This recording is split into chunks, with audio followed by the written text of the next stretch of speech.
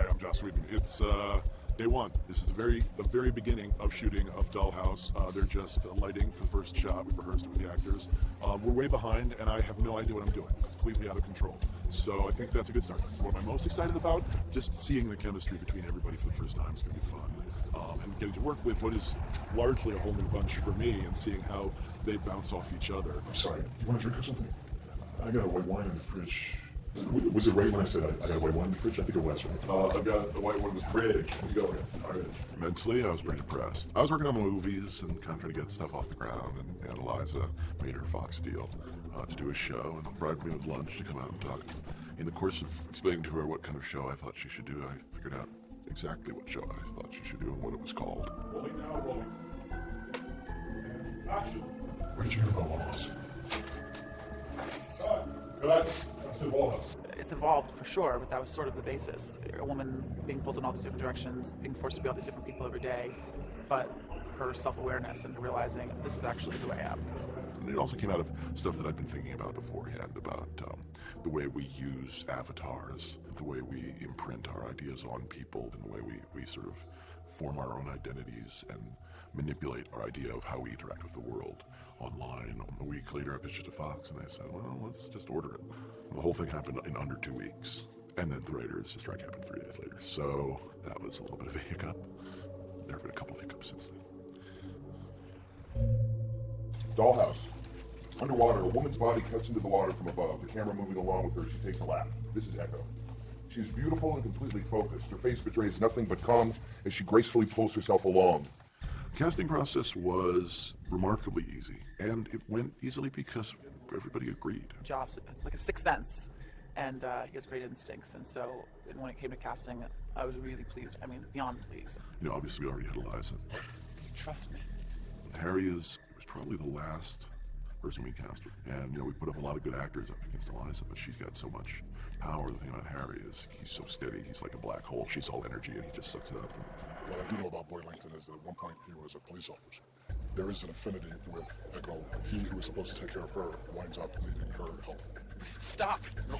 You got shot with a freaking arrow! Once we got, you know, Olivia, which was a huge coup. Joss has a reputation for and a huge interest in using good actors, and that, you know, makes my job a lot easier because I can bounce off other people's talent. You know, I've had casting processes that were just agony, and you do listen to a lot of people read your words and go, I can't write, this won't work, this show is bad, and then Fran Kranz comes in and you're like, oh, no, wait, I'm good.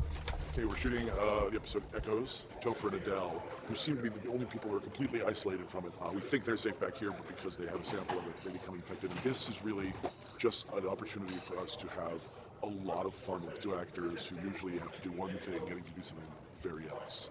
Particularly Adele, who, you know, doesn't usually get to bounce on a trampoline. It's sort of out of character. But anyone else who comes in contact with the drug is susceptible. Say hi for me. Tomo was the only guy that I really wanted to play Paul Ballard. So in the next scene, I'm going to be disarmed, and she's going to proceed to break my arm, and then kick the crap out of me on the ground. I've been a fan since the first episode of Battlestar, and I just felt like he is this rock-solid guy. And I can take that guy and pick him apart. You know, you're a little sweet on me. Ridiculous, yes. Reed Diamond was a tremendous find. He's really versatile and really fun and just great to be around, and that character became very necessary because the thriller aspects of the show sort of got hyped up. My trouble ends here. Miracle was another one of those situations where we went from going, we will never find this character, to, oh. It was made very clear to me when I was hired for the show that I was hired for who I am. He was very straight with me and said that you're beautiful and sexy, and I think a lot of men like women looking the way that you look, and there aren't enough of you on television, and that's why you're here. So easy. I feel like I just got here. Yichun was the most convincingly tough, upper class, like you could do the accents. What up, Los Angeles? I went in to test, and then I got the call, and I think I just screamed very loudly into the phone. No. No. Hi. I'm a fan. And we had Enver. The thing that got Enver the part was him as an active. The innocence of those big old eyes. So guys ready and kicking, and a little scream. Something like that. This is what happens when you're sleeping and two very large men fall on you through glass. Wow. Dr. Saunders was a character I created after I'd already sold the show. I'm compiling a report. Amy Acker was not the first person that I was thinking of, but she just tucked the part under her arm and walked away. Joss ultimately is master of the universe, but it's fun because you're there at the beginning. Everyone is involved in making the show. Liz and Sarah were the first people that I wanted to run the show with me. Tim was wrapping something else up in my ear. It was just like, the next thing you do should be this. Steve DeKnight and Jane Espenson, two of my biggest brains, and Steve's a shooter too, which is exciting. But then we got to the baby writers, and Andrew Chambliss came off of, I guess, Bionic Woman, and Tracy Billingsley had been a writer's assistant on Angel, and Jed and Marissa, it's family. So we had two meetings. The first was a family meeting where we said, let's really look at this. I mean, we were terrified and nervous when we submitted our samples, and Met with Liz and Sarah. it was very official. Terrifying. It was very official. What if I have to fire you? It's day 97.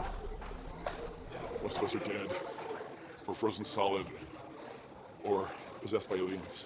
The only time I panicked was every morning during production. We were supposed to shoot the imprint room with the fancy moving chair. The chair ain't moving so fancy, so we're moving on to a different scene. The chair. God help me. The chair it was fairly silly looking and didn't work. The actors would be ready, but the chair needed 15 minutes to warm up. Hello, Echo. How are you feeling? So that it could go like this. Down here you see we have the beginning of the actives. These are rudely referred to as dolls, but we call them actives. A lot of the terminology, you struggle to come to engagements, actives, the imprinting technology, and the wedge. But then we found out that's a fairly dangerous term when somebody said, well, was he wiped clean or was there something stuck in his wedge? Welcome to Total Incompetence Theater. Okay, so what we're dealing with today is that we had a mini crisis. The hospital scene between Danica and Echo kind of confounded the network a little bit. Why are we starting in a hospital? It's kind of a talky scene. We're talking about it, we're not seeing it. Suddenly it occurred to me I made a horrible mistake. The original pilot opened with a montage of Echo being different people, coaching somebody who was at a crossroads in her life. You don't know me. I am you, dumbass. In one version, she was in a hospital. He'll kill me. Not if you kill you first. And I was like, no, they don't like that. We'll shoot another version where she's with this guy who's about to pimp her out. You don't think I look good anymore? I think I look good. Then it became a wealthy socialite girl who was partying too much. Hey, I'm Max. By the time, I put that one together, it was clear to me what the network wanted. What if I'm not receiving? When I pitched it, the idea was that it could be very sort of relationship-oriented and go on these engagements that were very mellow and strange and sort of contemplative. Now, obviously, Fox will have a different vision. Raise the stakes, raise the stakes, raise the stakes. Here we go. Effects go hot. Rolling now. Rather than try and recut the entire thing, I just decided to make another one. So, to make a prequel, take a step back. Action. Give me my daughter. What people don't understand about killing the first pilot is since the time of the Aztecs, the first pilot has always been killed. The heart ripped out of it, and it gets thrown into a volcano. Welcome, everybody, to our very first episode read-through ever. My memory's wiped. That's the story. So is the stuff that we shot in the other pilot that doesn't exist, is that going to be used or usable? Most of it is going bye-bye. We had a shaky few weeks, and I won't tell you that personally and professionally that's terrifying. Having a 3-week hiatus when you don't really know what the word hiatus means in TV context, it was scary. We didn't know what was going to happen, and people don't tend to tell actors the bad news. Joss seemed very much in the driver's seat on the whole thing. He got us all together and he's like, this is definitely my decision. This is something I want to do. Joss knows what's going on. I think that initially Joss had much more of a sense that it was going to be, this week it's an action engagement, this is a heartfelt thing, this is a comedy bit. The first episode that I wrote really introduced the world, but not the structure of the show in terms of every week she's somebody different and they go on an engagement to perform a certain duty. So he'll come at you, because then he's like, oh, you're the best, what happened to you? And he's going to be grilling. He's going to be up in the grill. He's going to be grill. Yeah. The approach on the second pilot was much more, this is just a typical engagement for Echo, so it's kind of holding back on a lot of the mythology. With the original pilot, that was Paul meeting Caroline. So there's kind of something cool to holding off on that, because then when Paul does meet Echo, there's much more anticipation for that. I'm counting on it. It's a blessing and a curse when you're given the green light to just go ahead with something. That means that what they're saying is you don't have to worry about the normal hoops that you would have to jump through for development, They're just going to go straight into production. But the truth is, those hoops are going to exist just further down the road. There have been some hurdles. Either crashed through them or hopped over them or just got around them. Background. Ready, man. Camera. Episode 6, Man on the Street, was the first time where we really took license to do an episode about the Dollhouse as opposed to just a straight-up engagement. It feels like this really is the show where we've got a paradigm that really pleases us, really pleases the network, and takes everything about the Dollhouse kind of to another level. It was the first one I felt I understood how I could make the show in the manner the network liked, and also the manner that I liked. And I wrote it faster than anything I've ever written. You know, we just wander out. There's a new script, and it's phenomenal. And I get to do amazing stuff. I go home and tear these scripts open. You have a book. I enjoy looking at it. Would you like to see? We started turning out some stuff that was more sort of Dollhouse-centric. Ignorance in this case truly is bliss. I don't think they're as ignorant as they're supposed to be. I know. We're working on it. It confirmed the things that we all kind of suspected would be the stuff that we loved the most. And the relationships between Dr. Saunders and Adele and Boyd and Dominic and Topher, like the behind the scenes of the Dollhouse. This has been a different experience than I've ever had on a first-year show. Sometimes it was grueling because we were trying to redefine the show while we were trying to shoot it, and we managed not to shoot a single episode in order. I think Tomo kind of got the worst of it. So where I'm like witness, I got to come for you tomorrow when I see you off. Oh, that's still in, but we didn't see her then. Cool. But we did see her in episode 2. Now she's out. It was like slowing things down. So now she's back in 5. So the one we're shooting next, which comes before this, so you will actually have got to live with. Yeah, I know. We're like, considering we shot so many things out of order, it took a while for me to actually lose the way I had it sorted out in my head in terms of when I met people in those relationships, and it was hard for me to get it straight. He's got a gun! You have to go now. He'll live. You'll be blamed. But the engagement is complete. They'll never know I spoke to you. The original pilot, he was shot, and then he wasn't shot, and then we did shoot him because we had some footage of him that we really liked. Some of the stuff that they salvaged from the original pilot, I mean, they were using it in the 4th or 5th episode. The one thing that we hadn't counted on at first was how much we were going to compromise Tomo's character.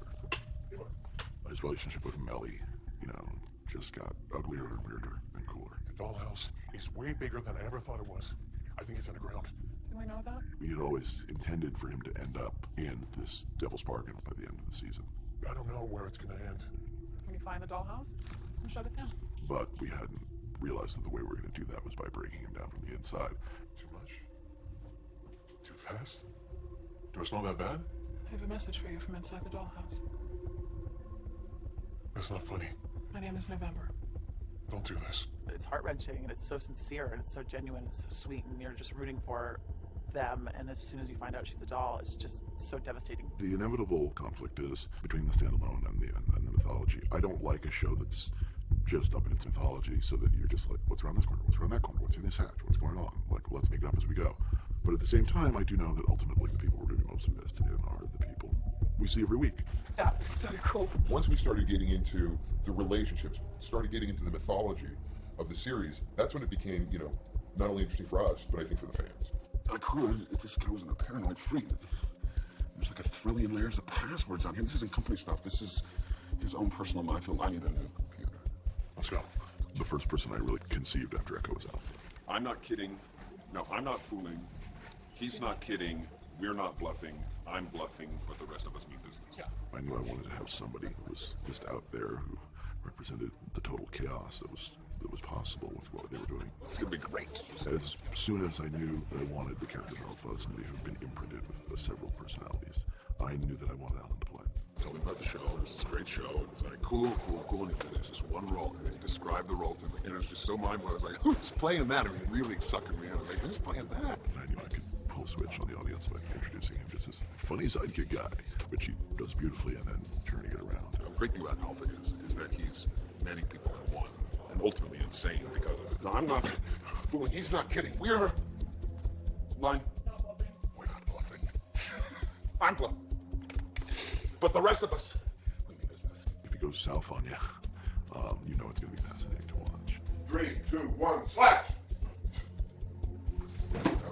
Alpha's more of an idea. Alpha's an idea of what happens when you start to manipulate human personality and the human heart. How far to the new hole? First floor. What's your She got torn? She got printed. Almost took a bite out of the virus before we noticed. We had junked an episode, which is not uncommon with pilots, but it's not looked for. So here's the studio, and they need 13 episodes. I was like, you know what I can do is I can shoot you an episode for half what it costs. I'll shoot it on vid with a run-and-gun crew, and it'll be a post-apocalyptic future. I'm insane! Where they discover the dollhouse, only it's kind of dusty and underlit, and we'll show hints of what's going to happen in the future. And if the show dies the death, then it's kind of a nice capper, and if the show doesn't, then it's a swell tease. I believe I had them at half the cost of a regular episode, and they didn't hear the rest of it. This is Griff. Come back. Northeast of Spring and 5th. Green room is open, but the party is crashed. It's a really cool part because I'm in post-apocalyptic sort of society, and I'm dirty, so that's the fun part. That's all there is to it, really. It's about fake dirt. Not only does Joss Whedon create believable worlds that are not familiar to us, but are relatable, he's able to use comedy and drama in a way that I don't think anybody else does. I mean, when you see something by Joss Whedon, you know it's by Joss Whedon. My hopes for the show, obviously I'd like to come back. I'd like to come back hard and figure out a lot more ways to engage. I think the standalones could be taken to another level. There are things that we hinted at that I don't know if we really examined. I feel like we found some beautiful stuff. I would love to just come back and just keep hitting and hitting and hitting, or at least swinging. I look forward to next season, but I also look back on this one with a sense of completion, and that's deliberate, because that's how I used to work, and then once I didn't work that way, and it made me go crazy, and I decided not to go crazy anymore. Fair enough? All right.